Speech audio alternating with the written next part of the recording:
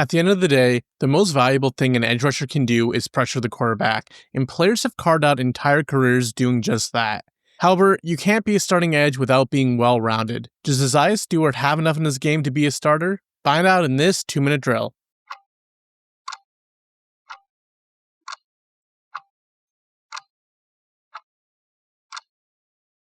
Stewart was a 2-year starter at edge for Coastal Carolina before transferring and taking a backup role for Michigan and then starting again his final year.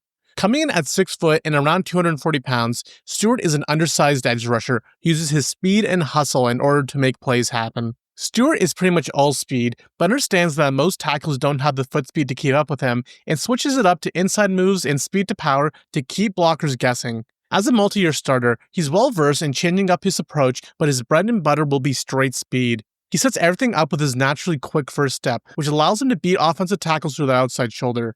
His motor allows him to continue to work through blocks and collapse the pocket. However, tackles with a decent anchor and quick feet can keep Stewart in front of them, and Stewart's smaller build doesn't allow him to overpower them. In the run game, Stewart's stature and overzealous pursuit works against him, as he's too often washed out of plays by tackles and even stronger tight ends. He has trouble disengaging, but his speed and motor allows him to make stops on the backside of plays. I'm not sure if I ever see Stewart becoming a plus in this area. Despite his effort, he will likely be limited to a penetrator in the run game.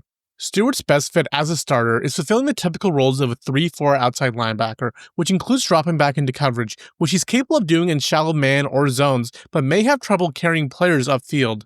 For pro comp, Josaiah Stewart reminds me of Kamale Correa. Correa was another speed rusher who possessed a great first step with a relentless motor who made plays happen purely on effort, but never carved out a full-time role in the NFL due to his bad run defense. For a draft range, Correa entered the league a bit too early for teams to understand how to deploy 240-pound edge rushers, but modern defensive coordinators have figured it out. Stewart's skills lend him to be a designated pass rusher, perhaps his entire career, as he figures out how to contribute in the run game. However, he can step in day one as a 3rd or 4th edge rusher who seizes the field on passing downs or in rush-heavy roles. For those reasons, I would take Stewart in the 3rd round. And that's the 2-minute drill.